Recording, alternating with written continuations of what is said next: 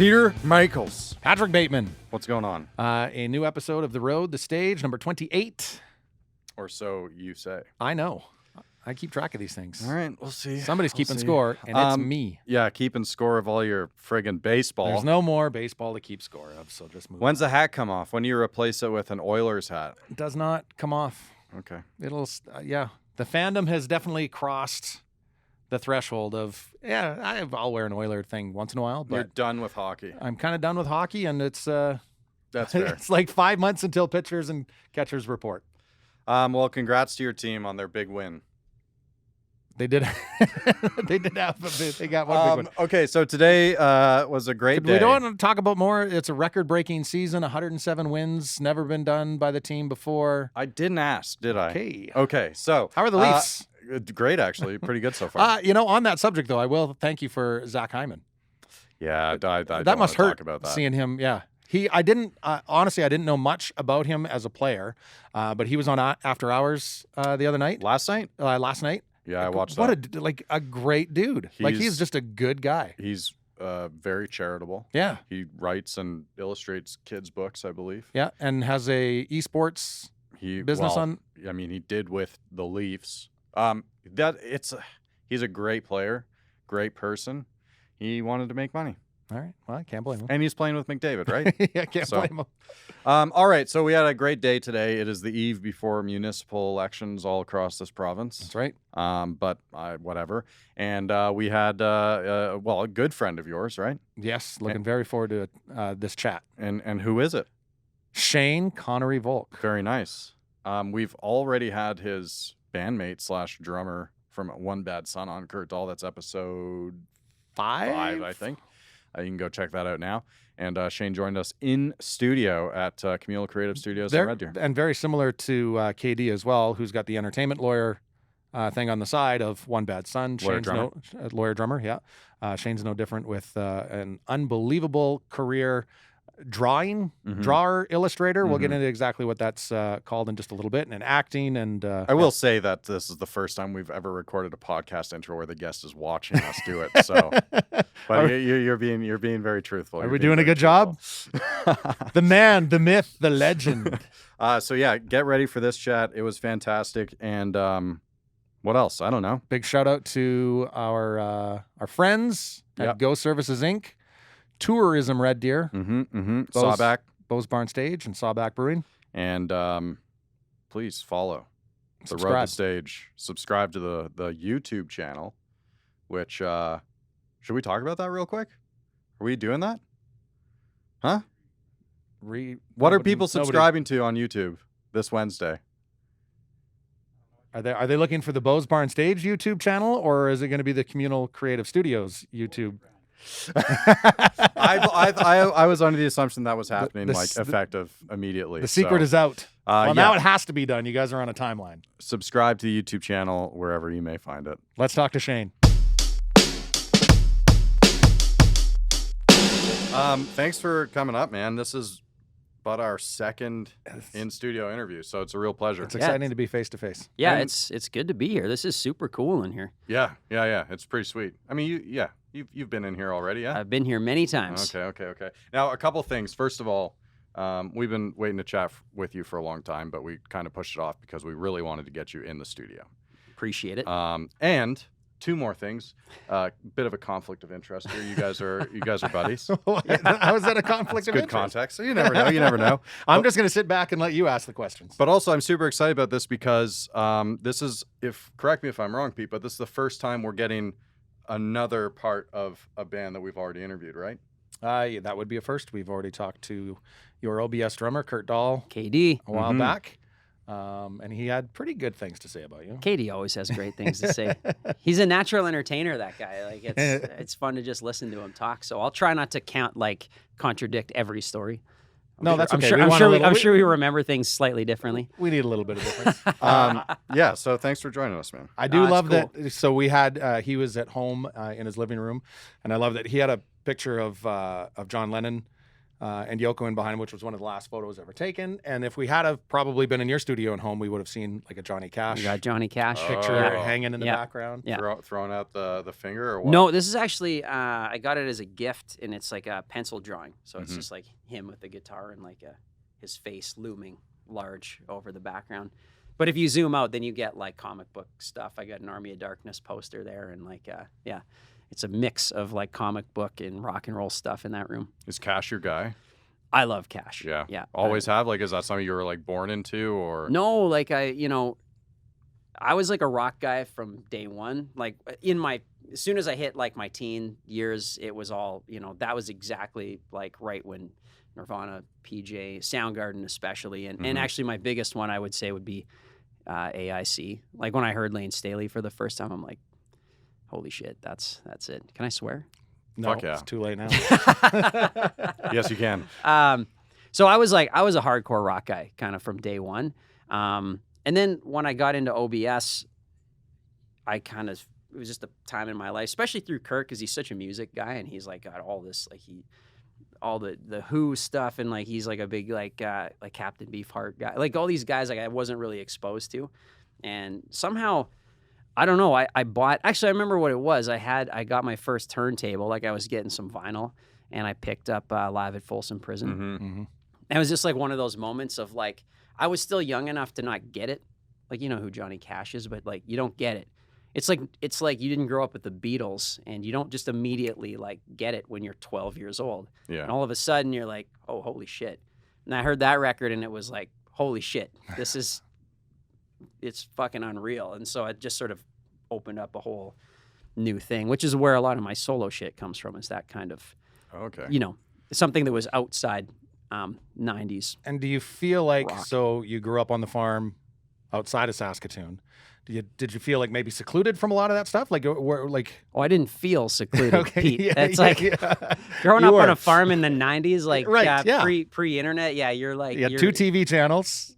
Hey, now that's not true. We had CTV and CBC, and every now and then, no word of a lie, like HBO would come in magically. Just from the satellite feed or something? Yeah, and it was weird. And so we had a side story. We had our VCR set up, and it was like, once HBO came in, it was like just tape every movie, because it would go out. Sometimes it would be in for a week, sometimes a month. So you just like tape everything off of it, and then it'd go out, and then you'd have movies for like the next 6 months of not having HBO. But anyway. Was there like an HBO show that you watched too young? Oh, like that channel back in the day was like, it's everything past 9 o'clock I was too young for. So just watching Oz at 10 years of age or something.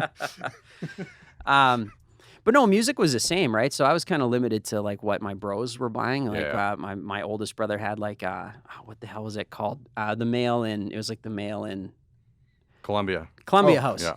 So it was like he'd get shit through Columbia House, and then you'd listen to what he had. So then and he was a big like 80s rock and metal guy. So I had a lot of Metallica, Megadeth, that sort of stuff.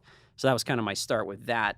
So yeah, like totally my kind of introduction into music in general was really just like what you could get your hands on. So I think that's when he was never a big, like, I'm not a fan of saying grunge, but it's like he was never a fan of 90s rock stuff. So I didn't get much of that. But when I did, that was really when I had like this awakening of like, oh man, this is my spot. And then I was able to, like, once I got my license, I could drive into Saskatoon, and at that time you're going to like Sam the Record Man, HMV, and then scouring for whatever you could get. And then it was like, now it's like whatever I can get my hands on for rock, and just discovering all this stuff. You got to make up for all that lost time, right? Oh, and even stuff like Zeppelin, and you start to get exposed to that, and you're like, where can I find these? And at that time, right, it's like $25 for a record. So you can't just go and come home with like 50 albums. You're like, it's Zeppelin, or I'm here, do I get like a Motley Crue record? Like, which one should I get?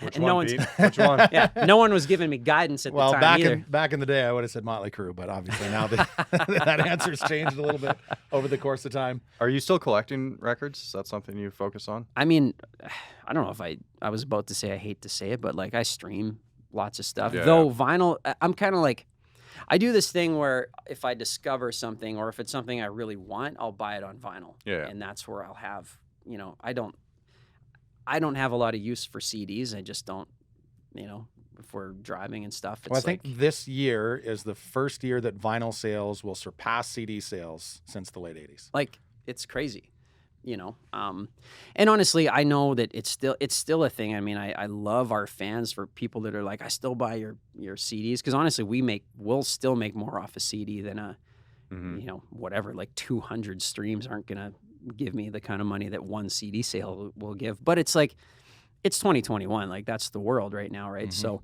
I'll discover a band, or just it's a record I've always wanted, and I'll try to get it on vinyl, and that's really still where I'm collecting music, would be vinyl over everything else. Should I be throwing out all my CDs?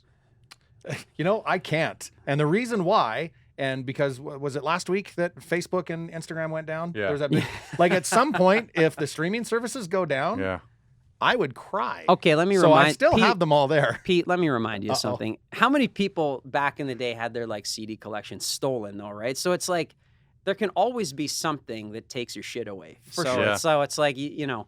But also, like, I don't have, like, my PC at home doesn't even have a CD drive. My car doesn't have a CD drive. Like, yeah, I have nothing to play my giant collection of useless CDs with. I've got a few.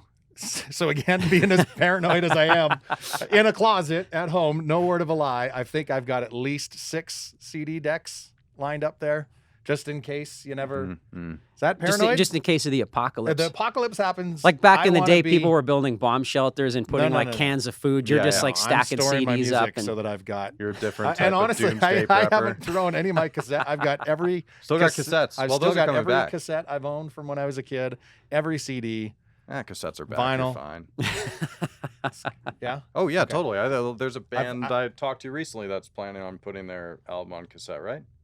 I think so. Yes. Yeah. yes. I've still got my original stereo that I had as a teenager. Like, it's a little Sony setup. Really? That I've still got. That and it works. Everything's still. See, I think kicking on it. history is going to repeat itself on that, where like kids are like, you know, it's kitschy and like it's pretty cool to have. Oh, it's like you put your stuff on tape, but they're going to relive our hell of like, you play that tape to the point where it starts to stretch and speed up, and then they're going to realize why they went to CDs and then digital. They're like, well, this sucks because I have to, like, when my tape player eats it and I have to, like, wind it up. Yeah. But at the same time, and not to divert into a completely different subject, but I mean, once the CD took over, I really find that as the start of the downfall of music, because once you could easily skip through a song, it became about the song. Are you trying to say that you should never give people choice? Because you should never give people choice. Otherwise, you wouldn't. Anyways, like I say, it's a completely different. I'm gonna have to think about that statement a bit more.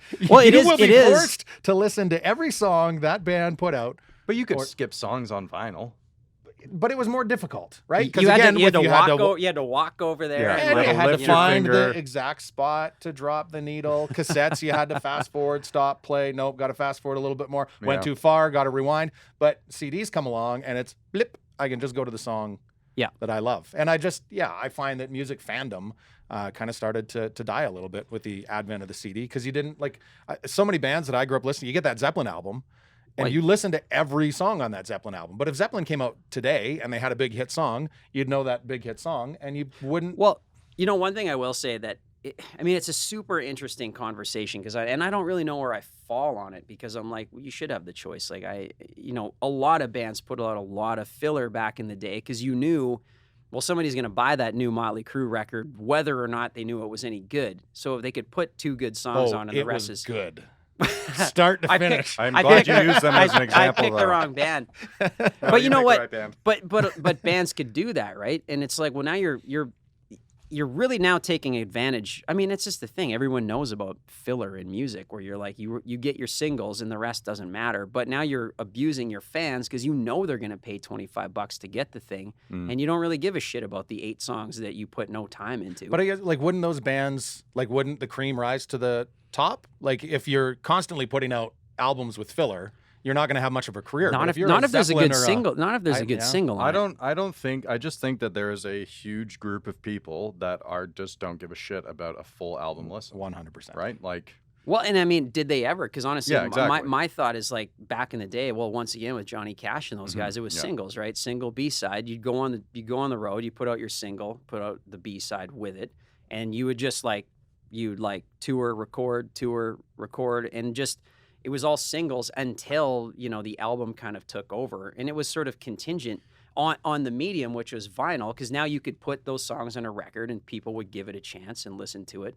But we've kind of just gone back to people listening to singles again. It's not like a new thing. It's more of an old thing. That's a good point, because with Cash, and I mean, I haven't listened to him in a long time, but I used to listen to a lot of them. But for the beginning part of his career, yeah, they were just straight up Memphis and Nashville singles, right? Yeah. Did he ever, like, his biggest albums are basically live prison recordings. Yeah. Outside of the American recordings, right? Right. Yeah. Like before that was like, can you think of a full Johnny Cash album that aren't the Rick Rubin produced or the Live at Folsom or and that's the thing, right? And Elvis guys like that are the same. It's not like in 1960 they put out like the White Album. You know what I mean? Like it was because that was that changeover into the era of bands putting out albums and then getting into concept albums and like that sort of stuff. I mean, the infamous Elvis concept album. But one thing I will say, and it is a little sad, I guess, but it's like what bands could do in the era of putting out full albums is that, like, Zeppelin's a great example. So it's like, Zeppelin 1 and 2 versus like Houses of the Holy are pretty different. And they could be like, well, this is kind of mostly an acoustic thing. And people might hate it on first listen, but because they can't just go listen to 1,000 other songs, well, they bought that record, so they're going to put it on. And then, like, by listen 5, they might be like, oh, shit, there's some cool stuff. Okay, I'm starting to get it. Mm-hmm. Bands now, people complain about how homogenized music is, but artists are sort of pigeonholed into this thing where you're like, well, deviate too much, and now you're in an era where they're like, well, I fucking hate that new OBS song. It's not like the other ones. Yeah. Done. They're not going to listen to it 20 times to start to get what you're trying to do. They used to sort of be naturally forced into that. Now it's like, artists are paranoid. You're like, well, you change too much. They just change the channel and never come back to that new thing. And now you're like, well, what do we do next? Like, I guess, do we try to like rewrite the old hit? Like, it's. I remember. I can't remember who the band was, but I remember they'd released an album, and one of the comments I saw was, "I like their old shit better." I mean, it was their third album. Dude, you're preaching to the choir. I mean, we've heard it, right? Like, and you're like, the old shit is 3 years old, dude. Like, what are you complaining about? I mean, that it is a thing too. I think people, because of that, we're maybe a little more used to like, maybe you might get something different from your favorite band, right? Because that's just sort of the nature of how music was then. But now it's like, there's just so much stuff. If you don't like the new AC/DC single, not only can you listen to like 30 years of back catalog, you can turn on a million bands that either sound exactly like them, or it's the paradox of choice almost, right? Like you just have so much choice that you're like, I don't really need to give this a chance. I'll just listen to something I like, And again, it's like there's no real answer in that. It's just like that's the way the industry has gone, and it still comes down to like write good songs if you can. Okay, so what was the last full album you listened to? Last full album, like front to back? Yeah. Probably, oh man, that's a good question. I listen to a lot of Stones. I like... I've been trying that out a lot lately, actually. Yeah, probably Exile. I'd like put, tend to put like my wife and I, our vinyl player just went down. Well, not just, a little while ago. So, and I love that because it sort of forced me to like, you get up, throw a record on, and you're less likely now to skip, and you're like making coffee or whatever and just letting that record go. And that's a cool sort of thing to do. Yeah. Gets you back into that, like, oh yeah, I haven't listened to this tune in a while, because I usually just skip through whatever to get to songs that I wanted to hear in the moment. And you're like, oh yeah, I'm kind of rediscovering a song on that record, which is what listening to an album is for, right? So now I'm confused. Am I wrong? The advent of the CD isn't the decline of music, or is it? It depends if you think music. You know what, Pete? Is music declining, or is it just changing? Yeah, or is the consumption of it, consumption habits. It's funny, like you were just talking about with putting that album on that you haven't listened to in forever, and I've done that with my dad passed away recently, and we went through his vinyl collection and stuff that I listened to a ton of albums that I probably haven't listened to since I was a kid. Like I threw on, and the hits were the hits, but it's when those album cuts came on, I'm like, oh. Yeah, it's a why great haven't tune. I listened to this song in 20 years? It's like not I being love put in front of your face. Yeah. So wait, your vinyl player is broken right now. Yes. Is that what you said? Yeah. Need a new one. So my needle He's broke. got one to sell. No. Oh, it's like I thought maybe this was going to be like a marketplace thing. this is like one of those like AM station buy and sells. Yeah, like exactly. you guys fucking trap me in here Yeah, to be that's like, I right. know what he wants. You're We walking got out of it. here with a But vinyl player. my needle broke, so I can't use my vinyl player or record player, and it broke. It'll be 3 years ago this Christmas. I just haven't fixed it because the stream, like, it's just. Tell you what, I I can know. still listen to music. I know a guy. You know Yeah. a guy. I know a guy that'll get that fixed for you. No problem. I just need to 'Cause it's buy the a needle. I need to go out and it's buy the a same- $20 needle. The same guy bought a needle for a player that I have at home. Yeah, Probably about 2.5 years ago. right. I've got it sitting at home, but I don't know exactly how to do it. And he keeps talking about coming over to do it. And yeah, it's probably been at least 2.5. So with this guy So- you're recommending, I'll be waiting another 3 So years. at least another 6 months before I get it Okay, done. So you okay, can okay. expect 3 years from now to get yours done. Well, I am And you've got a new vinyl player that he's got somewhere. Hey, I'm glad we worked this out. It's Yeah. great. for sure. Are you trying to buy vinyl, by the way? Because I got a lot that I can sell that I haven't played in It's over like a whole 3 years. separate So, podcast, eh? Yeah. The road to stage buy and sell. yeah.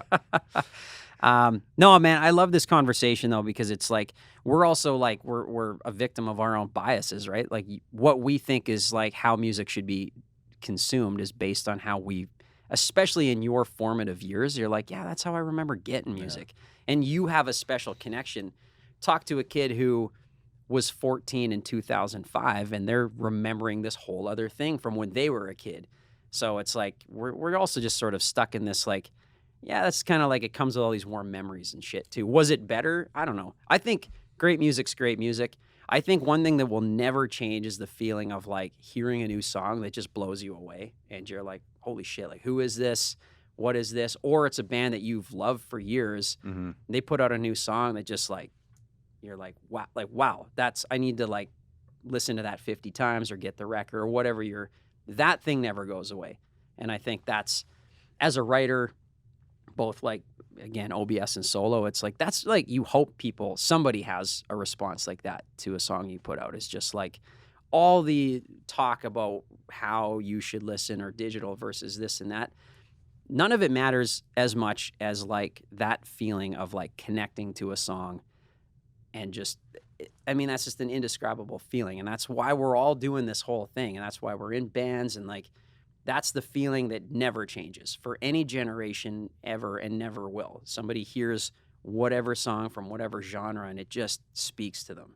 And like, I mean, that's the magic, right? I do want to say, as a 14-year-old in 2005, I had one of those RCA Lyra 128 meg MP3 players.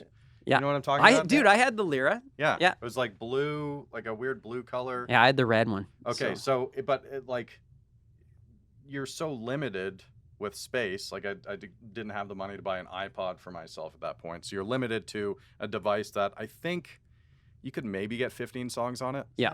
On those? So either you're putting a full album on, or you're compiling, various singles that you've illegally torrented from, I don't know at the time, probably Pirate Bay or whatever. But yeah, that was an interesting time. And now to have the freedom of just whatever, it's hard for me to pretend to be elitist about the consumption of music, right? I mean, it's like I hate this saying, but it is what it is. That's where we're at, right? And you just hope that there's bands and artists making good music, and as long as people are listening. And the biggest thing is, as long as when it's possible, again, on a large scale, people go out and watch that stuff. Like, that's really the thing that's going to always keep bands going, even going back to the 50s, right? Those guys, they toured all the time, nonstop, like people like Cash and June Carter, that's all they did. It was like, hey, you record so that you go on tour. And that's all contingent on people coming to watch live music. And it always will be that for especially bands like ours. I mean, you need people at the shows. So it's like, well, if you're getting the music for free, just come watch. And that's really all you ask, is that you like, and it's not just supporting, but if you want music as music's supposed to be heard, you got to hear it live. Yeah. Right. Mm-hmm. How's that for a statement? Well, there it is. All right. So to summarize, I'm wrong. Music didn't take a big nosedive. I don't even. Oh yeah. What were you saying? CDs were the downfall. Let's move on. Let's move on. Hey, this is just because I mean, I'm 41 now, and so I'm fighting so hard against turning into the like, fucking kids today and music. It's Oh, dude, bullshit. just let The it way go. it was before is Just better. let it You're go. like, Just become the old guy. Well, I'm 47 and I'm fine being the old guy. I'm in the phase of like, come on, man, check your head. Like you just, it's okay to accept how things are now. But yeah, anyway. and don't get me wrong. I mean, I obviously, like I say, I like stream. A man set in his wearing a Giants hat. A man set in his ways. not I changing me respect it. now. I respect it to a To degree. be fair, if you're not either only consuming music at home with a record player and some really nice speakers Sure. and an amp, or outside of your house purely consuming music on a Zune with, I don't know, because the Zune was like the high fidelity MP3 player. That was whatever. like, was that the who was the big supporter? of Well, that? it was Microsoft. That was Microsoft's answer to the iPod. That's but right. Neil Young. It was Neil Young's thing. It was like that pyramid thing, or it was like this certain shape, wasn't it? Or anyway, Yeah, I forget rabbit hole there, but like Yeah, it was a Neil Young was into that. And I don't think anyone's still subscribed to Neil's high fidelity. Although I don't like, that's what Tidal's supposed to be about too, right? Tidal streaming is supposed to be high fidelity streaming, but Yeah. I don't know anyone who has a Tidal subscription. No. I mean, honestly, people consume music all different ways. I don't think they ever thought that in the future, you just be like throwing in an earplug just so you can like listen to stuff whenever. You're not always about this grand musical experience. Sometimes you just want to hear a tune, and if it's like on your shitty iPhone speakers, you're like, yeah, good enough. I just like the song. Yeah, Which is even though like, I love honestly, Neil, but it's like you take any way you can get it. That's the way most people listen, right? Like shitty iPhone speakers or shitty tinny sounding headphones. Also, Neil, I listened to an interview with him a couple of years ago, and he's got a lake on his property in California, I think. And he will, I don't know, fucking paddle his canoe out to the middle of the lake, and he's got speakers on either side. And that's how he consumes music sometimes. Blasting music across the lake. But don't we all? Well, yeah, sure, of course. So in touch with the common man. Absolutely. The common man and nature. Okay, well then let's segue this chat into, so when this podcast comes out, you'll be 2 days out from releasing a brand new solo song. Yeah. So what are your hopes? Where do you think people are going to find this? What's it look like to put out new music now? And how are you, going to attract that audience? That's a great question, Pete. I mean, honestly, it's really funny because, I mean, COVID's just changed so much of the game. I mean, things have changed so much just even in 5 years, COVID or not. But, like, I recorded the song in 2019. We just did that big show with the Stones, and I was out in Toronto and just was like, I have so much solo stuff. Just writing OBS songs, there's always material that's like, it's not an OBS tune. But, like, put it in a little box and, like, we'll get to that someday. And finally, after like a decade of that, I'm like, you got to, at some point, you've got to record one of these. I don't know what I'm going to do with it, but like, you need to have it. So I recorded the song. I recorded Shiver. And my plan by 2020 was like, I'll get a couple more songs recorded, put out a little EP, because I figured, OBS, we don't tour 12 months out of the year. So I'm like, any times that we're not as busy, I can jump out and also not just do something kind of around OBS, but do something that's not as like plugged into the big system. Like when we put songs out, we're thinking about our audience, and like there's a lot of the machine that goes into putting that out. And it was exciting to me to put a song out, not worrying about like, what's the label going to think? What's this? You're like, you have to go through all these channels and try to like, it really wears you down after a while. So I really was like, I just want to record some songs, and I don't know who's going to like them. And I mean this kind of in the best kind of way. I don't care who's going to like them. Like, I like them, which feels good when you get to success. I mean, we're not the biggest band in the world, but we hit success. I mean, once you've got a number one, it starts to creep into your brain of like, you want to keep that thing going because, you get that success and your crowd gets bigger, your opportunities get bigger. Like, we don't get the Rolling Stones show without having that song. And it really creeps into your psyche of like how to keep that thing going at that level or bigger.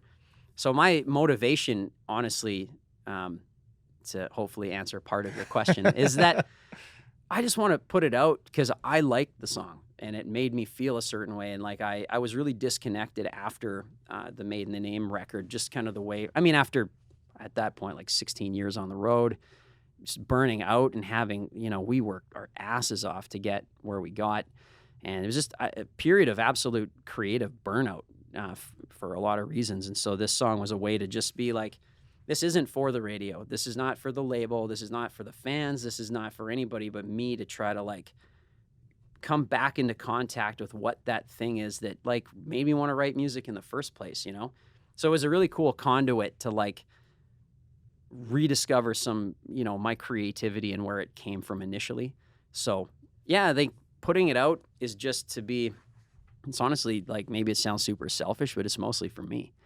I just want to get a song out that is like, man, if people all hated it, I'm still going to play it, you know? And the response to it so far has been great, which is cool. And it's different and darker and stuff. But like, yeah, it's just really cathartic to put something out where you're like, this doesn't have to chart. I don't want it to chart. That's just refreshing. And when OBS, because we've been writing and stuff, and Kurt and I have got plans in place to do stuff. And, you know, that whole part of it's going to be back there. But going through this and doing Shiver in a way that like OBS doesn't, or isn't honestly able to do things anymore. So many OBS songs have come out of me because I've hit that like creative space again where you're like, shit, songs are coming. It's not for a thing. And hopefully that answers like a quarter of your question. A little bit. Like, do you find then with the OBS stuff that like you tend to overthink things then? Because there's just Absolutely. So much. So this is just freewheeling, Shane having fun. Yeah. And it's a tough process to let go because you condition yourself to like, and I'll be honest, like writing with OBS and like, you know, Kurt and I have had some writing sessions lately, which have been great, you know, and awesome. But like in that space when we were coming out of, especially the Black Buffalo record, because like the Red album, like the self-titled was like, holy shit, Scarecrows went to number 5. Like we never thought we'd get that. And then Blues did, I think it was 5 or 6. And so that record didn't come with pressure because you're like, there's nothing, you're just building on nothing. So anything you get, sweet. And so you're on this high.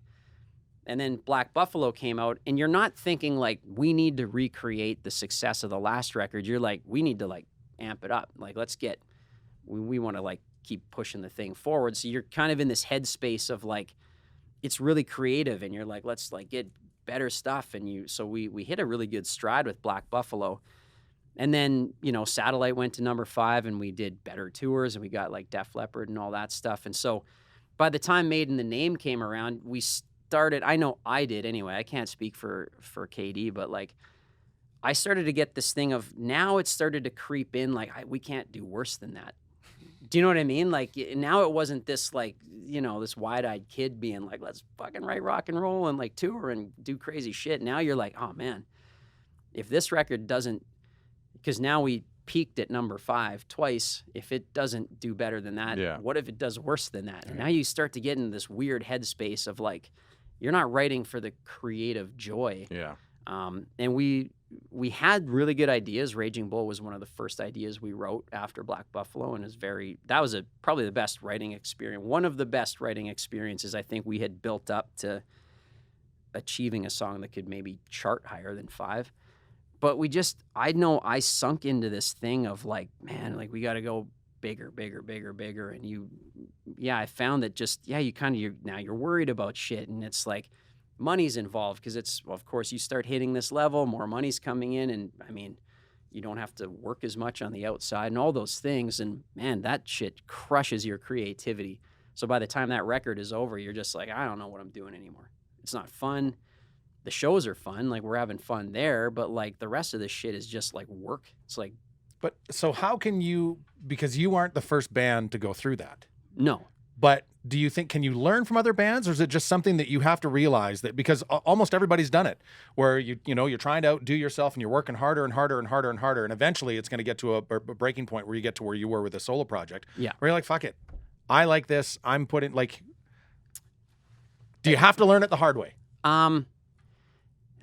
Honestly, Pete, that's a great question. And I think, to be honest, I think you do, because I don't think you understand that until you're in it. Like, I don't think you get what the feeling is until you're feeling it. Like, you can't really anticipate. You can't sit there with your band and be like, hey, guys, I think maybe we're overthinking this. Let's not worry about, like, a number 1 or bigger. I know that like we just opened for, you know, Judas Priest, but like let's not worry about that. Like it's such a natural progression of getting in your own head, and of course, the more successful you get, there's more people getting in your head, and they're trying to steer you in ways, and you're just trying to figure your way out. And I think you just get to a point of, I think it crushes some bands. I mean, a lot of bands have broken up over that. Look at Rage, right? They got to a point where they just couldn't write anymore. Yeah. They did 3 records and they're like, we're done. Like they couldn't do it anymore. Touring wasn't a huge deal and fans loved it, but and even still, they get together, but they just can't do it. So luckily we've come to a place where we hit that point of it's a combination of like trying to please people and trying to please yourself and trying to now it's like we have an amazing fan base. Like that's one thing, that's probably the greatest gift that OBS has had is like the fan base is insane. Like they're awesome and they're there for us. And it's like Kurt and I have discussed this where we're like, who are we trying to please? Like these people are going to come to the shows and if we never put a new song out, they'll be there and we're going to have a great time. So like, let's calm down and just write songs that we love.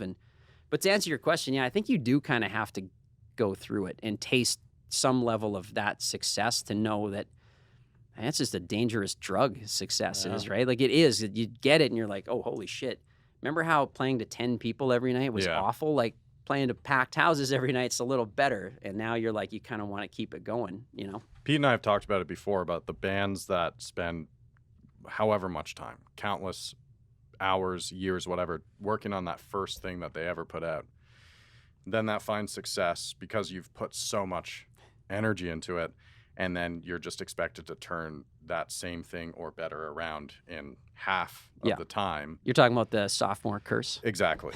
And that applies to all sorts of different industries and huge, all arts and entertainment. But I can't imagine the pressure of, I don't know, having to redo. What are we on? Episode 28? Yeah.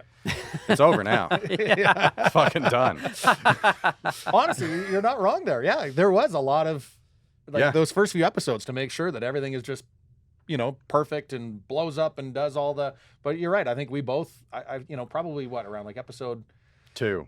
Yeah. Okay, maybe it was a little later than that for me, but you get to a point where you're like, fuck it, like your expectations. We're happy with it. Yeah, we enjoy the conversations we're having.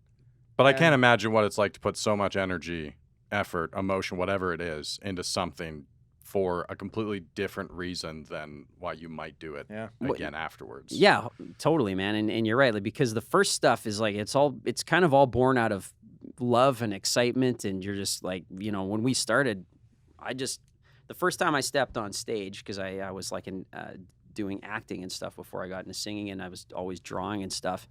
I joined a band just kind of on like, I've always wanted to try this, whatever. I don't really care. And like, I stepped on stage and it was like, that's it. Like, how do I do this forever? It's just the best feeling in the world, singing in front of a crowd. So you're approaching it from that headspace, like, oh, I love this. And then, when Katie and I got together and then, Hicks joined and then Granny and like how that all went, like all those steps are just like, oh, great, we got this guy, we got the guy, we got like, we're getting songs together. And there's like, it's tough moments of 4 guys trying to figure out now how to write together. But mostly it's like, it's excitement. And once we get ideas like Retribution Blues and Scarecrows, where you're like, oh, we got some shit that like could be kind of cool. Like once you get to, like, it's all excitement and like, there's nothing on it. But you're right. The sophomore thing now becomes like, okay. Now just instantly it's like, oh, there's a bunch of other shit to consider now. Yeah. Like it's not just 4 guys on the road, like trying to have fun and be just rock and rollers. The world. Yeah. Chasing something that you weren't necessarily chasing before. Yeah. Well, I mean, that's the Cobain thing, right? Yeah. Like that guy wanted to play arenas. He wanted to be a big rock star until he got it and realized, I don't want this at all. Yeah. And it's obviously, that's maybe the largest case of that happening to somebody. But like, yeah, you just kind of, Nirvana starts by, 3 people playing, having fun, writing the shit they like, and getting success beyond what they ever expected, and all of a sudden realizing like, man, that's all gone. This is no longer about you're just out having fun playing the shit you like. You're like, there's all of this extra stuff, and it's no way that doesn't, I mean, we're not quite Nirvana, but like but like I said, any level of it can do it to you. Just all these things you weren't really expecting to happen, because you're not really, you think of success on a level of like, oh, it'd be great to be on the radio. Oh, it'd be great to play an arena. Like, But once you get it, you're like, oh, that is actually really great. And well, now we want to keep it. And that's sort of the analogy of like how a drug works is the same. You get one taste and you're like, that's what I want all the time now, you know? I've always said my favorite death cab for Cutie is when Ben Gibbard is single. When he's in a relationship, I find the music doesn't do anything for me. He's too happy. Now. Yeah, he's just too happy. Yeah, no angst. I need him searching for love to write those perfect songs. Yeah, no one wants to hear a song that's like, I'm very satisfied. And I wake up at a regular hour and I have a very fine day. And I sleep really good at night. Geez, there's no big hit. That's you're right. So what's that hit? I get along with my friends and love my wife. Right. Is that... Yes. I have no conflict in my life right now. Yeah. Now you have many other ways for creative output. Has that always been the case, or was OBS the 100% of the focus for those first? OBS was like the thing. Yeah. So those other creative outputs are fairly new, right?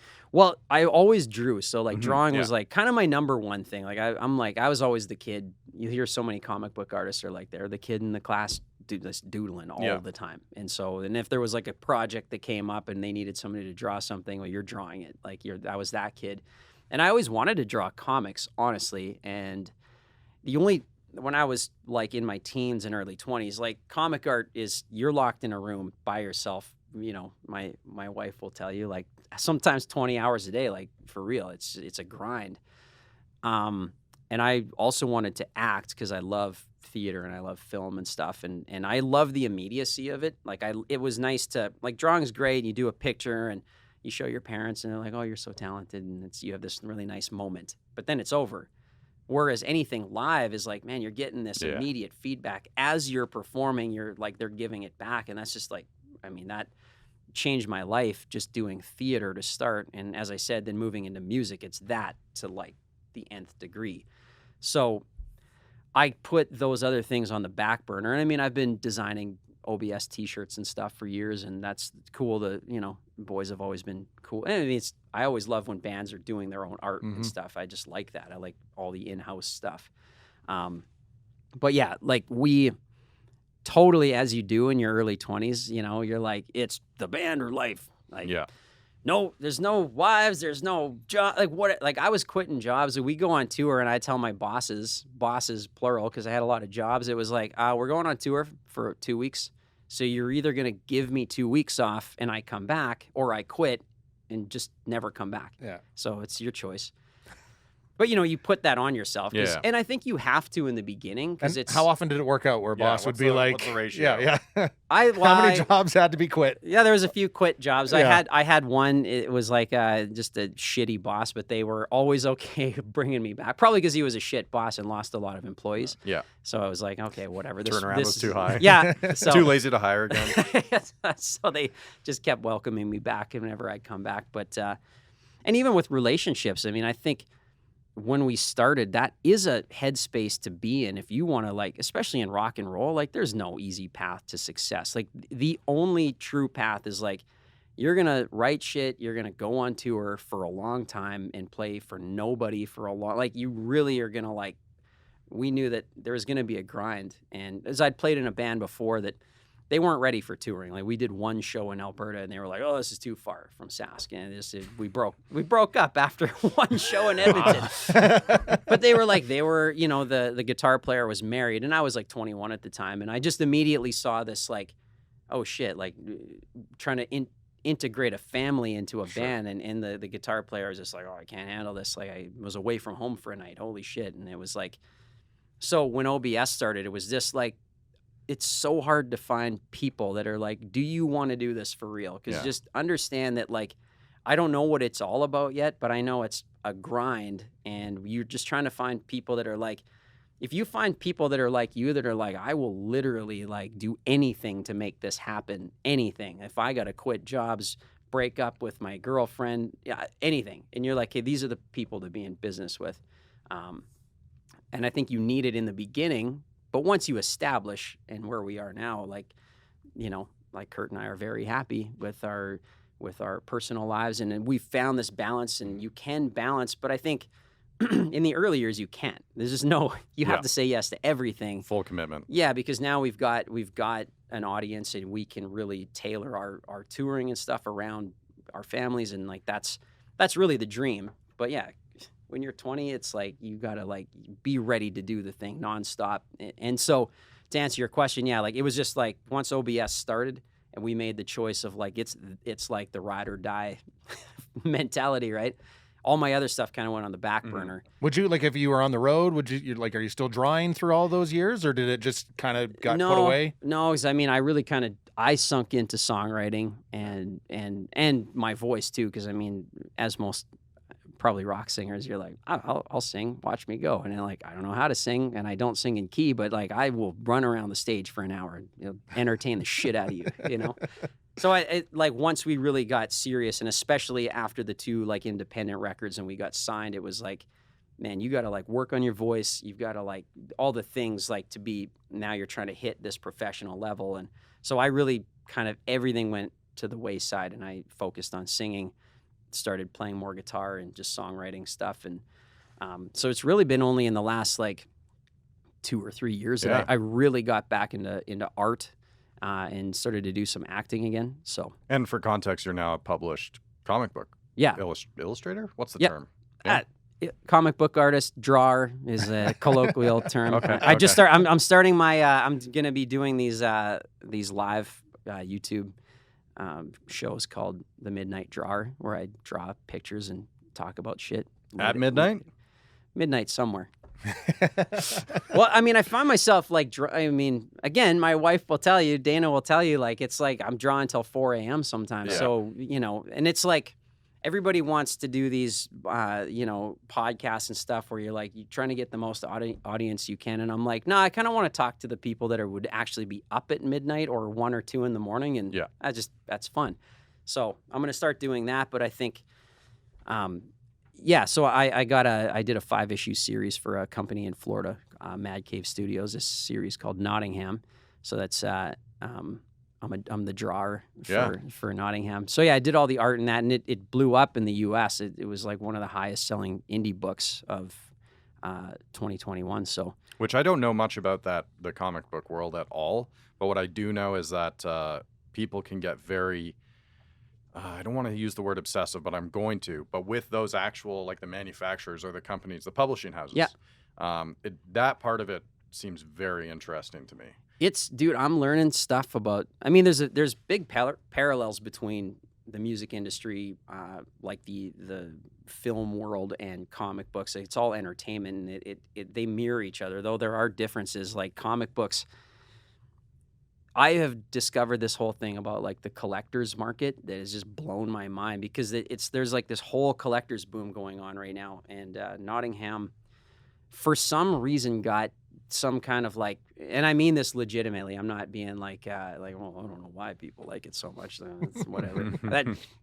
That side note drives me fucking crazy. You know, and like we'd open for a band and they got like a #1 hit and they're touring the world. They're like, I don't know, that song did pretty good, I think. I don't even remember the name of it, whatever. It drives me fucking crazy. But you chose that song to do that. Yeah, it's like, just be humble and say like, man, we're stoked about the success and we're happy to be here. Yeah. But legitimately in this case, Nottingham had like it was getting buzz, and I don't really know where from, because I don't really fully understand the comics world yet either. And it had this kind of underground buzz going on about it, maybe just based on what the story is and stuff. Anyway, so the first issue like sold out instantly, and the publisher Mad Cave's never had that before. Like it sold out like that. They were out of copies completely, and the series just totally like took off. But these books immediately. So it was a 5-issue series, and by the time issue 3 came out, and they come out 1 a month, issue 1, I was seeing copies on eBay for $500. Holy shit, dude! Well, and I'm like, what? You sign any? No. Did you bring one for us? Can you sign one for us? I can't say you'd get $500 for it, but it's just like totally different world where I'm like, man, I come from music. Like you give your shit away for free and then beg people to come to a show. Like, oh, please come to a show. Pay me something. Like we spent $80,000 on this record. Like, will you give me $5 or $20 for a t-shirt? But this is like, yeah, people are like, they really are like, they want this thing. And so, yeah, the series blew up. But yeah, it's a very similar to music, but there's some definite differences. So can you talk about the future of that? Like, is that a one and done kind of thing? No, I'm working on the second arc right now. Okay, so five books. 5 22-page issues, yeah. Okay, 5 issues. How long did that take you? About a month a book of like nonstop drawing 5 every days day. a week. And everything. No, You like get- 7 days a week, yeah. You get handed a script, for lack of a better word, and you're just drawing for each. Yeah. Are you like what are they called, frames? The sections of the actual pages? Like the panels? Yeah, the panels. Yeah. Is that already determined for you No. when you Well, start the art? Yeah, like this writer will give me like it's a 5-panel page, and here's the action, here's what they're saying, and then I figure out how to like put those panels together. And I mean, I have some freedom now because the writer and I get along well to massage things if I think it needs it. But yeah, so I like interpret the script and then put it down in pictures in as interesting way as I possibly can. And then what's the turnaround? Because with music, and we've talked about it with lots of artists, you put this energy into whatever your creative project, and then you have to wait ages to ever be able to show that to someone. Same kind of thing. And I think obviously for like the big publishers like DC and Marvel, like they're a machine, right? So they're very like, you're right, you're drawing the new Spider-Man issue and it's like done, goes to this person, boom, boom, boom, it's on the shelf. But the smaller publishers are very much like music where you're like, hey, you did the book. Like I finished Nottingham #5 in July 2020. Oh, wow. And it came out in July 2021. Yeah. Wow. And so I'm drawing Nottingham, like the next series, and it's coming out next November. Oh, Wow. crap. Crazy, dude. Yeah. So it's like, I mean, there's a turnaround and there's a lot of work, and they want to, pump it up enough so that, they get a return on investment. Because just like music, there's so much front-loaded energy, right? Like a band is like, we write the songs, then you do the whole thing where you're all sitting around and like having this, like getting these songs together and actually making them work and picking them, then going in, getting funding for your record, however you're doing. Like it's a whole, there's so much front-loaded like energy and cost. And then you're like, I wonder if anybody's going to buy this. And comics are the same way, right? Yeah. So it's a lot of front-loaded energy. And so you want to make sure that you're rolling it out in a way that you maximize some return. Were you privy to the information of sales when the first issue came out? All I heard was that it sold out, and I didn't okay. know what that meant because I'm like, I don't know how many they pressed. And I'm like, also, I mean, again, I'm like so fresh. I'm like, was that good? Like, do they usually do that? And they're like, no. They're like, we'll sell out a first issue, but they'd sold, I don't think they'd ever sold out a second issue and never a third, and we sold out every issue and got multiple printings of each issue. So it was like, And is there ever an end to the printings, or as long as people are buying, they'll just basically keep printing? as long as people are buying, they'll and now they have the trade paperback is coming out pretty quick, so you get all like a collected edition of 5.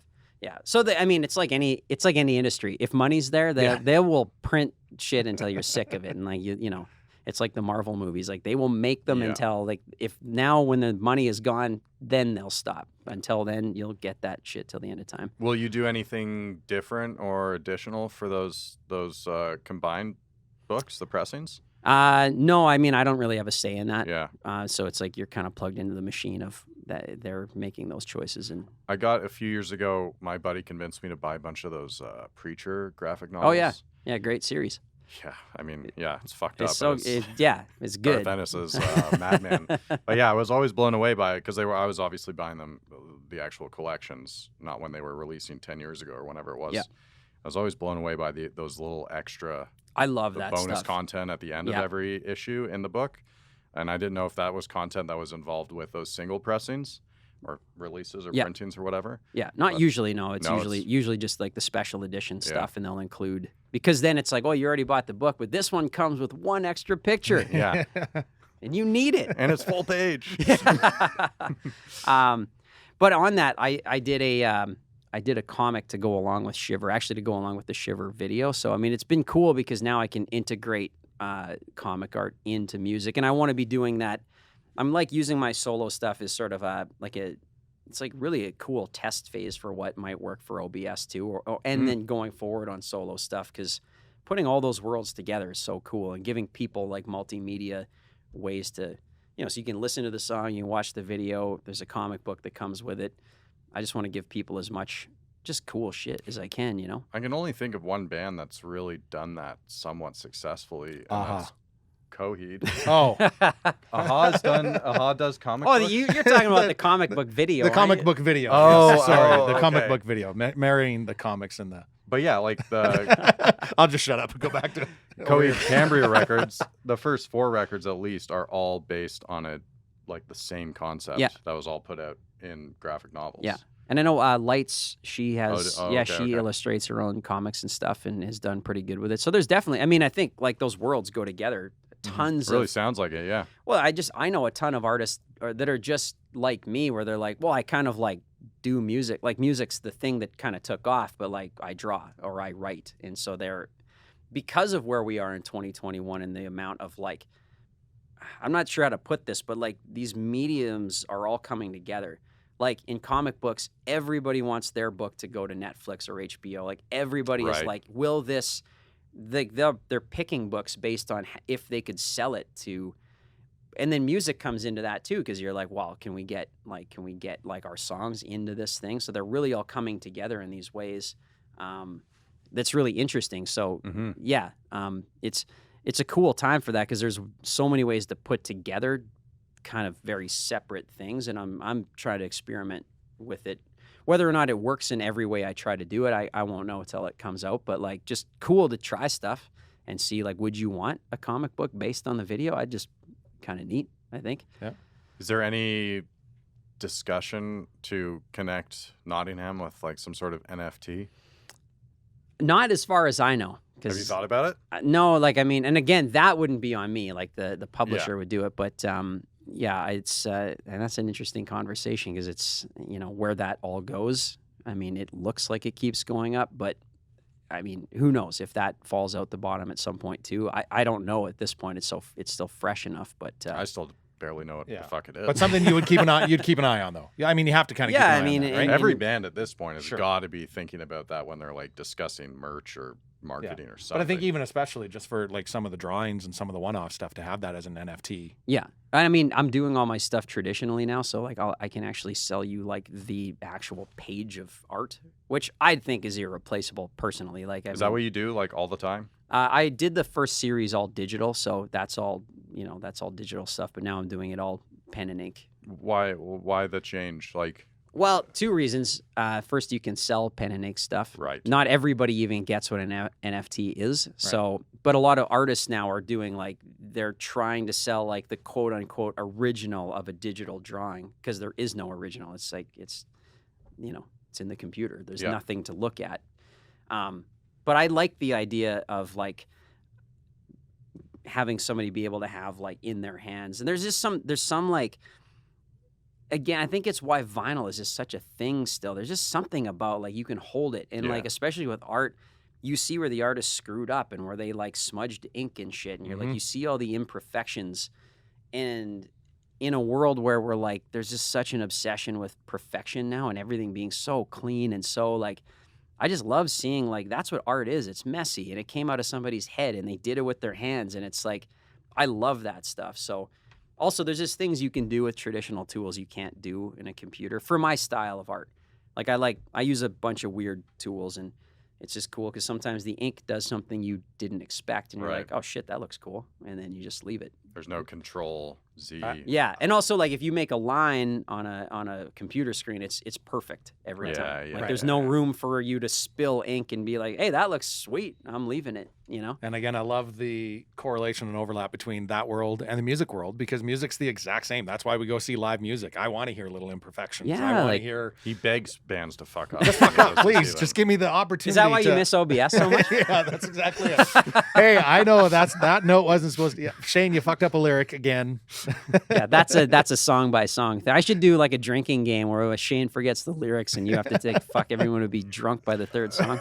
But it's so like, how much do you? Because I know we've talked about it after shows before, and you're like, yeah, I did. I'm like, dude, nobody noticed. Like nobody noticed. But how much does that get into your head? And why were you asking him about it after the show? He knows how to get me. Hey man, at minute 13. Yeah, we all bring something it. up. You know what? It's funny. I was watching Miles Kennedy was doing one of these. I forget what it was even for. I was watching it on YouTube, and it was like he's chatting with a guy and playing songs, and he was talking specifically about how paranoid he is to screw up. And he's like, like obviously when he's singing for Slash and stuff, it's a little more. It's like OBS. It's more karaoke because you're comfy. Yeah. You got nothing going on. You're just belting it out, and it's like it's great. But he's like, as soon as I have a guitar in my hands, it's like, oh, now they're judging this. They're judging this. Yeah. I don't think it gets in your head. You're a human being. You're like, it's not like you're, I don't know. You're exposed up there, and you know every single thing you messed up. Everything, and you're just like in your brain. Everyone else knows it, and you just are like, "Hey, Pete, like, did you notice?" And I screwed up. And so it's nice to hear, like, "No, man, I didn't."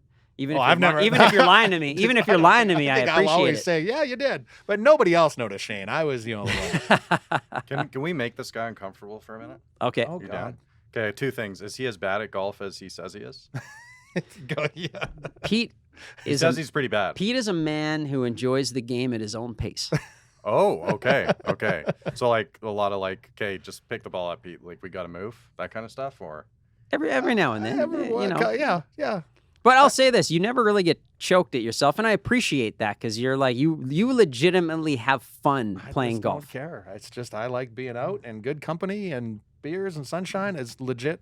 Yeah. The biggest enjoyment I get out of that game. okay. So you're being honest when you say you're dog shit. At golf. There's a lot of people that'll say that like, Okay. yeah, I'm really terrible, but they're not, right? They're just trying to temper expectations. Yeah. I suck. And I don't care that I suck. We'll just say Pete's swing is not technically proficient. Okay. What? I've been working so hard on it.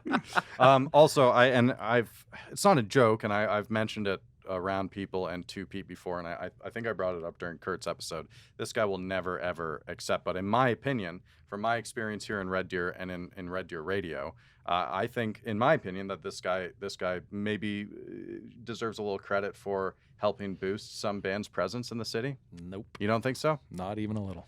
This guy deserves the most credit. Pete, I love you, buddy. It's true. Oh, you know what? Let me tell you something. And I know like things have changed, like with the drive going away and stuff. And that's just not new. Jesus, that's happened to so many stations since our last record came out. It's like the whole landscape's different. And I feel bad for bands because like you were one of the first stations to literally just like our songs and kind of like go to bat for them.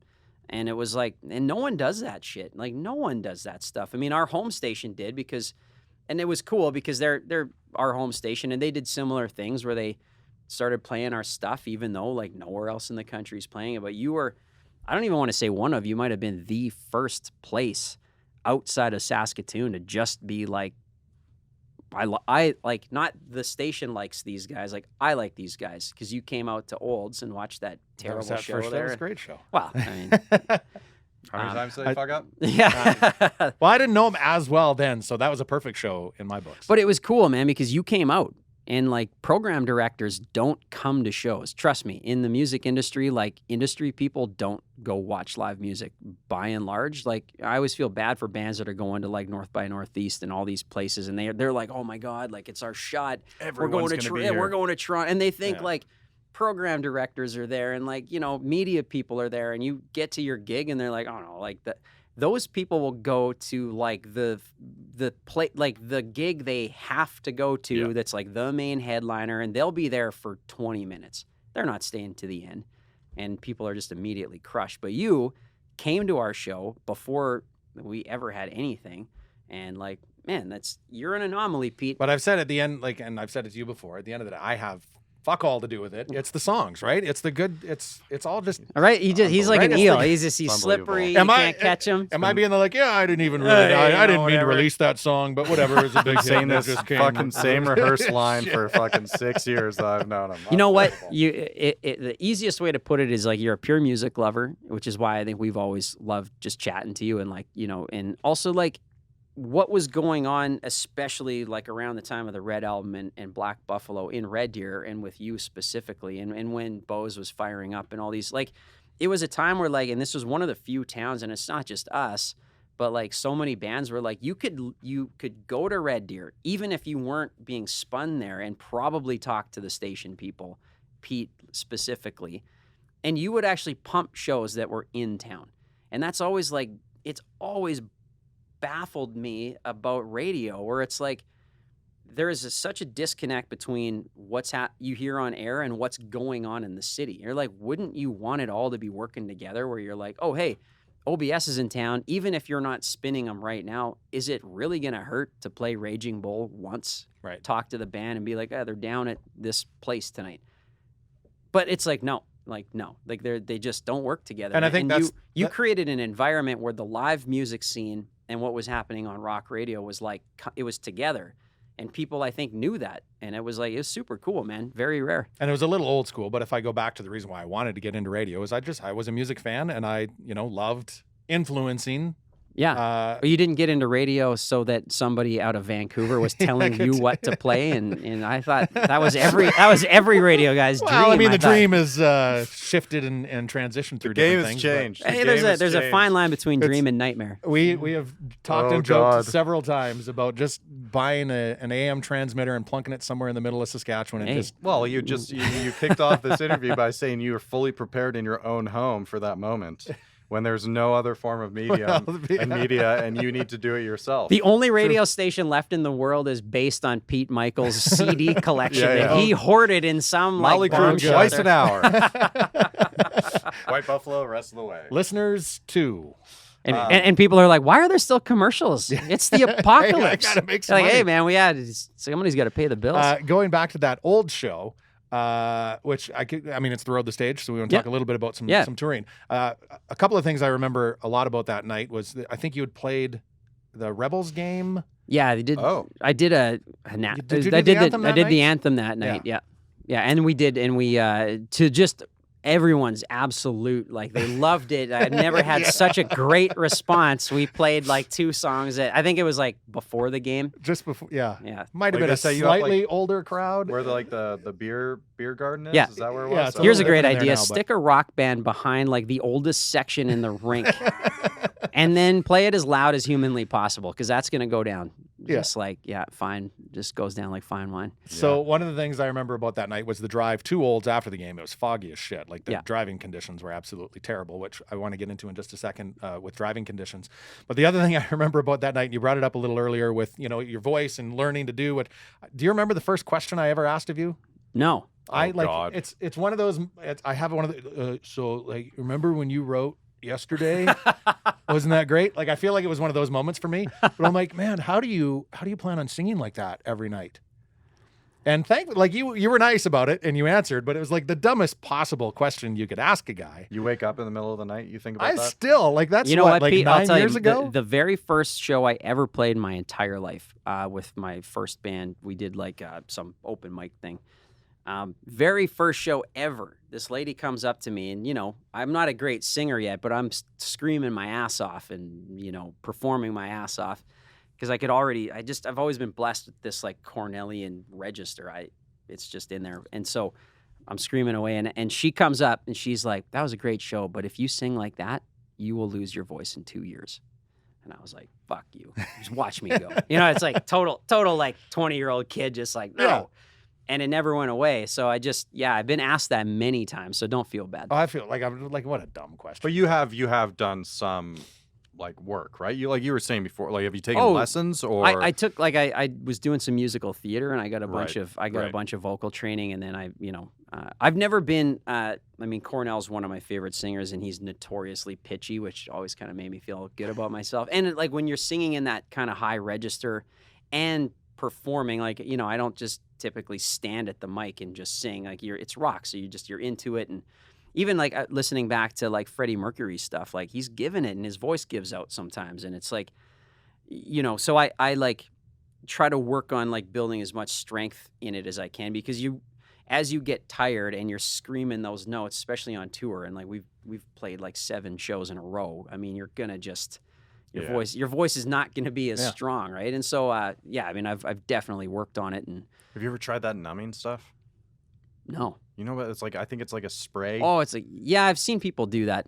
That freaks me out. I like to feel what's going. Like, I want to know what's happening in there. Yeah, and then you can just and go you just ham. let her buck. Yeah. The only problem with that is you won't know if you're damaging something. Well, and I don't think it's like proven to be, I don't think you can use it proven for to ruin your career in 6 months. Just do whatever you want. You know what won't hurt your voice? Just screaming as hard as you can without any idea of what you're doing. Yeah. Yeah. No, it helps because I just feel that would be weird because I can tell when I need to this is something's happening or you've gone too hard. Like you kind of need to know what's going on in there. Yeah. And do you get if you're on a stretch and I know we've seen it before, 7 nights in a row, and that note you'd hit at the end of blues, if you're on that 7-day stretch, there's no holding back, right? There's no thought for tomorrow. No, never. You just let it go. No, it's hey, we're baseball people. And honestly, it's like playoff baseball. You're like, okay, we might have to spend all of our pitchers to win this game, even though if we win, we've got 2 more series to go. Right. It's the same mentality. And I've always had this thing too. And Katie's the same way. And it goes back to playing the 2 people a night where you're like, these 2 people paid $5 to be here and watch us play. They're getting a show, God damn it. Yeah. It's always that pride of you came here to see the thing. You didn't come here to watch me do the 3/4 version of this so that I can do a 3/4 version of this tomorrow. Obviously there's been times, very rarely have I had to I'm a human. I get sick sometimes. I've only had to cancel 1 show from literally being so sick that my voice was gone. But I would rather give 3 people the 3/4 show because that's the best I could possibly give them. And they can feel that, right? They feel that more than why are you just kind of holding back so that you can do it? Yeah, man, if you're going to come to an OBS show, it's always, you get the full thing every time from me. That's just I'm a farm kid. It's there's shit to do, you do it. You don't do it half-assed. That is that mentality for sure. Yeah, absolutely. So no, there's never a thought of how tomorrow's going to go. And I learn over the years too of you just have to do the right shit. I'm a talker. I chat too much and I've lost my voice probably more just chit chatting through the day. So I've learned to just sometimes you got to just shut it down and get more sleep and all those things. So I've figured out how to keep it going through the years for sure. Talking about that foggy drive out to Olds. So yeah, we like to focus on road stories. And one thing with bands crisscrossing this country back and forth, which you guys have done numerous times. Yep. You guys did have an accident, a pretty bad accident one night. Can you maybe just describe the situation with that accident and the feelings that came afterwards? Because it's stuff that bands, we don't think about it. We see you guys show up at a venue, rock our faces off, and then that's it. It's done. Yeah. But you have a 12, 13, 14-hour drive in the middle of the night in some pretty shitty conditions a lot of the time. So, we've done stuff that just, you look back on it and you're like, what were you thinking? And it goes back to that conversation of you're new and you're just hungry and it's say yes to everything. We did shows from Vancouver when we were living out there. I think it was, I forget what tour it was, but we drove to, the tour started in Toronto. So we went Vancouver to Toronto in one shot, toured from Toronto to Vancouver to Halifax, back to Toronto, and then drove back to Vancouver. We did a 70-hour drive without stopping. And it's just because we get more shit when we get home. It's not then we're going to take a month off. It's and you do it with this abandon. You're well, we're going to do it. We said we're going to do it. We're going to do it. And we got lucky a lot of times, but that accident, it really changed things for us because when that doesn't happen and you come home safe and you had close calls, you kind of forget about it because you're you don't really want to think about the close. And we had close calls before, but yeah, that was just I was driving and we were coming from Calgary back to Saskatoon and we were outside Hannah, excuse me. And it was just it was a snowstorm. All the shit you're talking about is the worst. It was just the worst case scenario. Hicks and Katie were sleeping in the back. And it was just really strange. It was a snowstorm coming up to this intersection where a highway intersected the main highway. It was pretty icy. So it was us and there was a car in front of us. And he was driving, we were doing about 60. So not, everyone was kind of taking their time.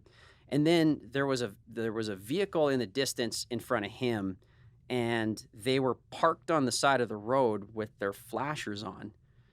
And the guy in front of us signaled right and he started to pull over behind this car. And so we signaled left to go around safely, because it was a whole thing, and we were found not at fault because we weren't at fault. Like he signaled right and to go, and we thought maybe they were traveling together or something, because he went to pull in behind this vehicle, and last minute he like jerks the wheel left and goes into a spin in front of us. Like he pulled back into the highway in front of us, and of course it's icy. I touch the brakes and the van immediately starts to skid. And it's just like, it's like the stuff nightmares are made of. I saw this kid's eyes, and we were heading right for his door. And like, I was going to kill him. Like, there was no way I wasn't going to kill him. It was like, and so I hit the gas, because I'm like, if I can put the van back into a spin and hit him on the front end instead of his door, like, we're all in shit, but I'm not going to kill somebody. It was just that last minute thought. So I hit the gas, the van spun, and instead of hitting his door, I caught him on the front end of his car. And it's like the van and trailer did, I don't know, 2 spins on the highway. The kid flew off into the ditch. I mean, it's like you're sleeping in the back of the van, and that's what I was thinking about Katie and Hicks. Like, that's what you worry about. You go to bed, and the next guy's driving into a storm, and you're like, am I not going to wake up? And you just, it's like when you get on an airplane, everybody thinks the plane's going to crash. Like, it just goes through your head. Yeah. And so when it happens, I mean, it was brutal. Like, so the kid... What time it was? It was like about midnight. Fuck. Yeah, and that was like we were doing a through the night drive. That's what you do, right? We had to get home and whatever, or Anyway, yeah, it was brutal. So my wrist still hurt. Like I broke the steering wheel off, and it was brutal. And of course, now we're on the highway. I made sure that like Hicks and KD, they were okay, and I ran out because I'm first on the scene, and I was okay, and this kid is out.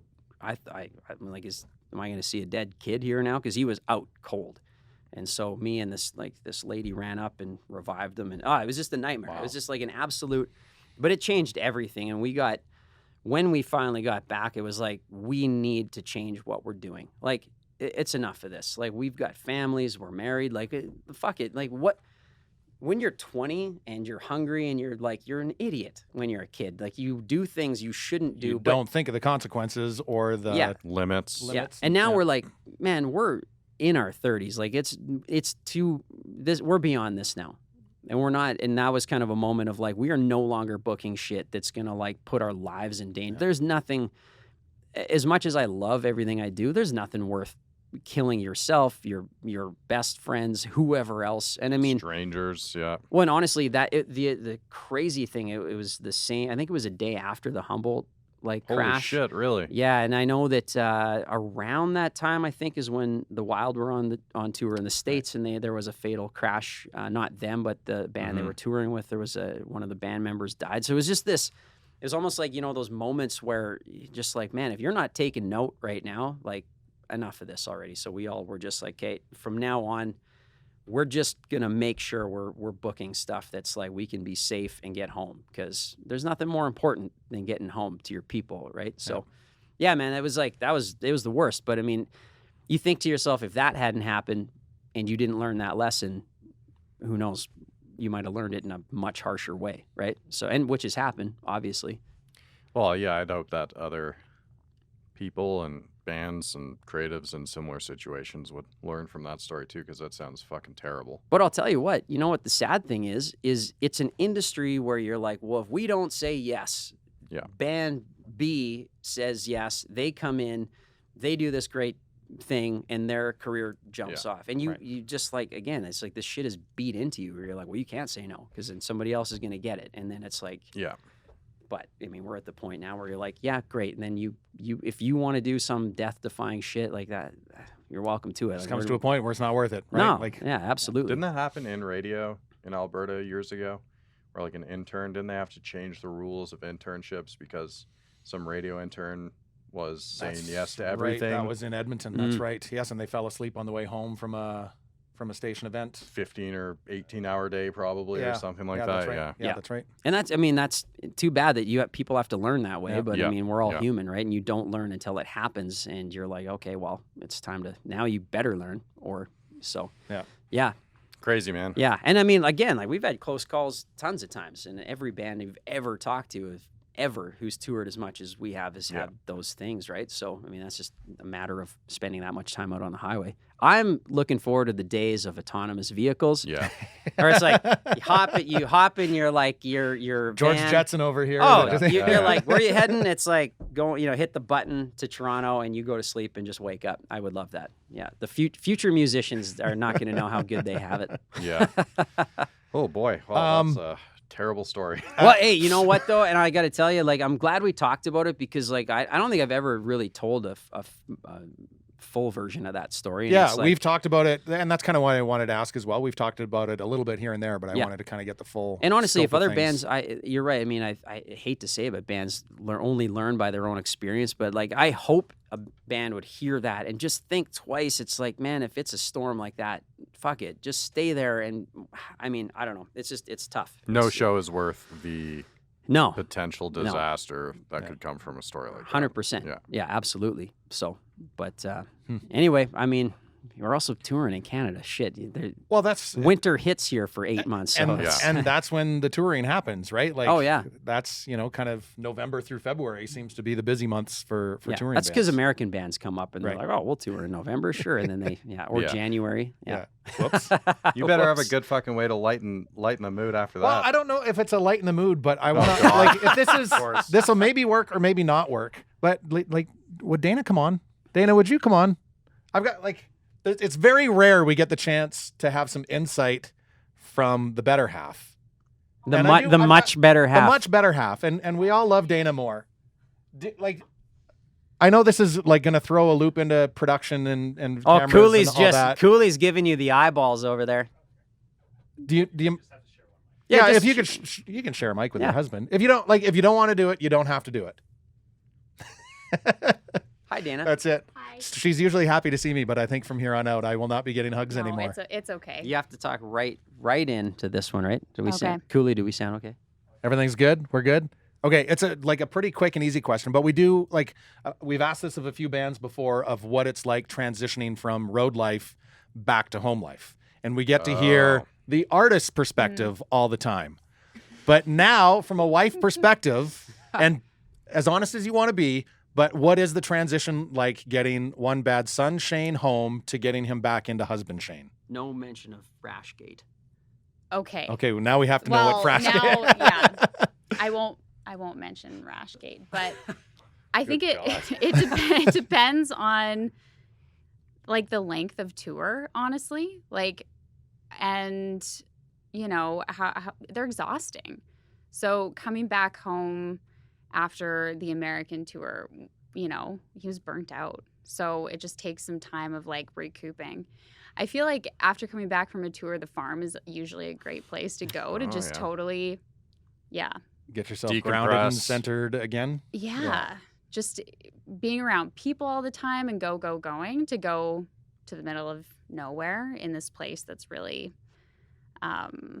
healing and special. I think, that's usually...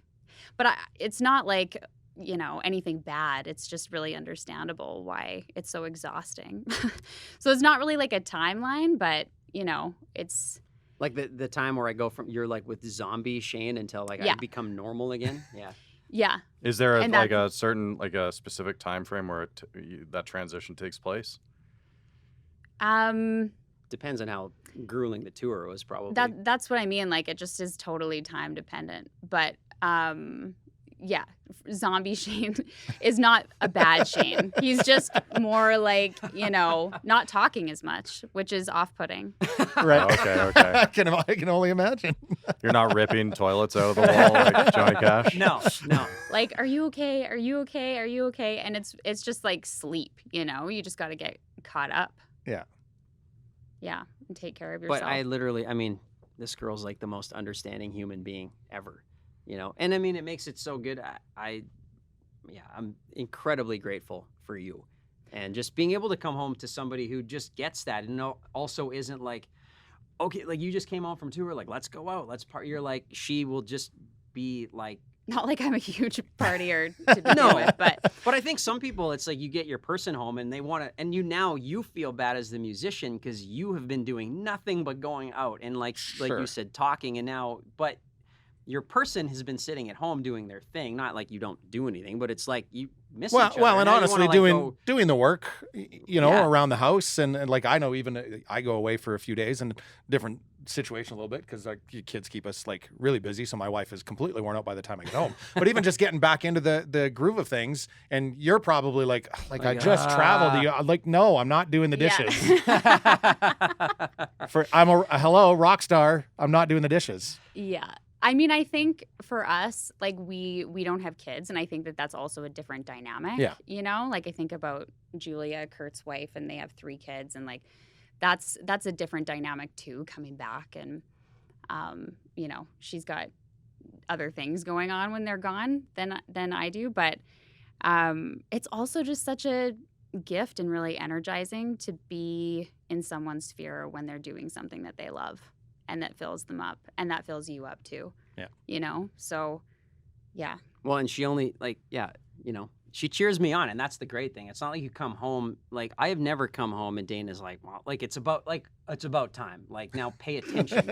But I mean, I know that's happened. I mean, I've seen people break up during tours and all these things because it's like they don't, as hard as it is, like we met and a week later I was gone for 2 months. Yeah. And it was like, I was just going to say that probably was really helpful for our relationship because it was like, okay, well, this is the thing. And so if this doesn't work for you. Yeah. like, you're great. Do you want to be my girlfriend? See ya. Yeah. Yeah.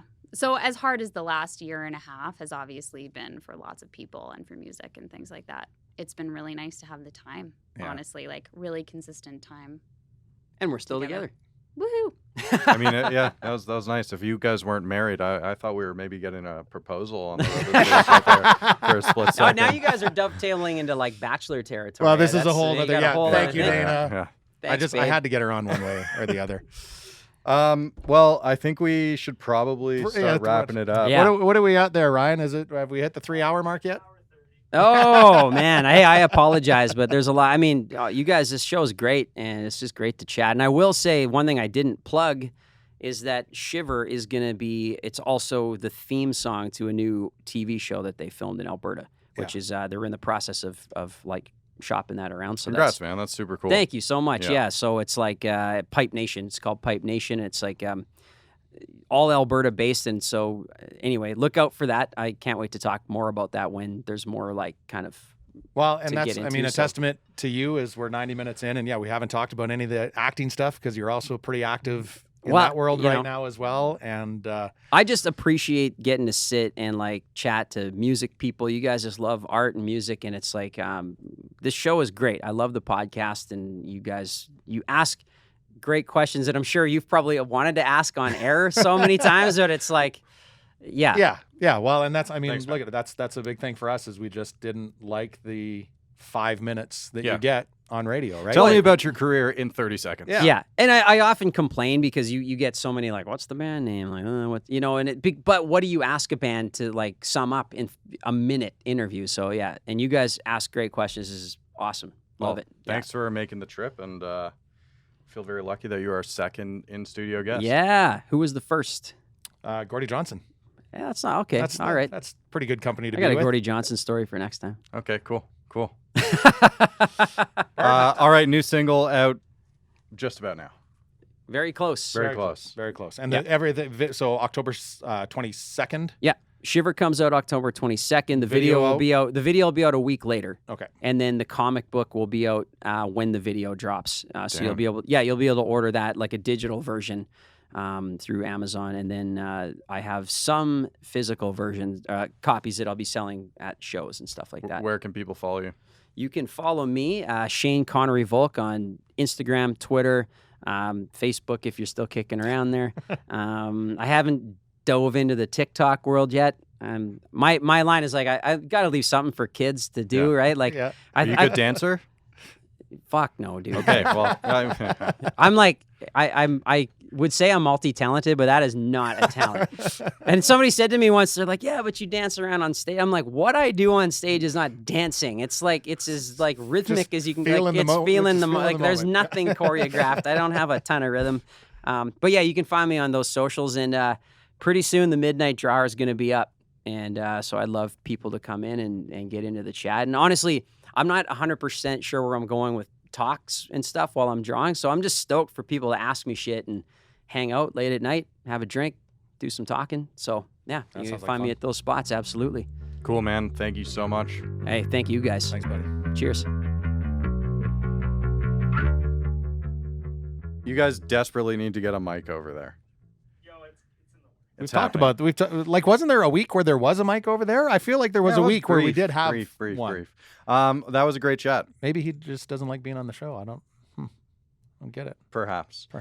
Yeah, a great chat. I don't know if we like broke the record for longest episode. No, I don't think so. Not quite. I don't think so. And like we said at the end there, could have gotten into so much more. With Shane as well. And we will down the road. Yeah, for sure. Stage. And honestly, I learned some things that I've known Shane fairly well for quite a number of years now. Yep. And got you almost taking a little more credit than possible. No. Were you uncomfortable? Yes and no. Did you know what I was going to say? No. What was the first uncomfortable part? Was he had two things. We just literally recorded this 30 minutes ago. What was the first? Golf. Are you? The golf thing. Yeah. Say you are. So, and that for sure, no, because I'm bad and whatever. I'm well past the age of caring what people think of that. But no, I mean, like, no, I will never take credit for any of that stuff. There's just, it's not. Well, thanks for joining us again, Pete. It's nice to have you on the show. It's my pleasure. You ask really terrible questions. So subscribe to the Communal Creative Studios YouTube channel. Find us on all of the social medias where you will find delicious content. Delicious, yummy num-nums. And you will find out that new episodes come out once a week, which we'll talk about that day. But before we do that, Shane's new single comes out this Friday. Yes. And I don't like... I've been listening to the song for about 2 years, right? He was, it was awesome that he shared it with me right away. I can't wait for people to get a hold of it. It definitely different from One Bad Son material, but I mean, it's in that ballpark. It's Shane's voice, so you're still going to draw the connection between the two. But yeah, I'm looking forward to people hearing this one. But we also had Shane's ex-girlfriend on the episode today, right? I mean, it's his wife. It's his wife. So yes, it's his ex-girlfriend. Okay. She was on very quickly talking about the whether he was a monster after tour, which he's not. Which he's not. What do you have to say about that? She's amazing. Yes. Like, so amazing. The joke is that we enjoy spending more time with Dana than we do with Shane. Right. Which I don't know that it's necessarily a joke. They're both great. They're such great people. But Dana does. She's an amazing woman herself and would be a great podcast guest. Yeah. But she does have an educator. And an educator. Right. So she does have her own podcast. What was that podcast called? The Teacher Fan Club. Okay, so what's that? I mean, we know that she's an educator, right? She's an educator and deals a lot with mental health of teachers as well. Okay. So it's a podcast to talk about that and just celebrate teachers. It's really well done, and she has another co-host. They get along famously, it's a really great listen for sure. Cool. Teacher Fan Club. Teacher Fan Club. Check it out. It's a podcast and launched the same week we did, I think, back in April or something. Well, just shortly thereafter. Yeah, it was pretty close timing. So check that out. And episodes come kind of sporadically for that one, but for us, new episodes of The Road to the Stage every Wednesday.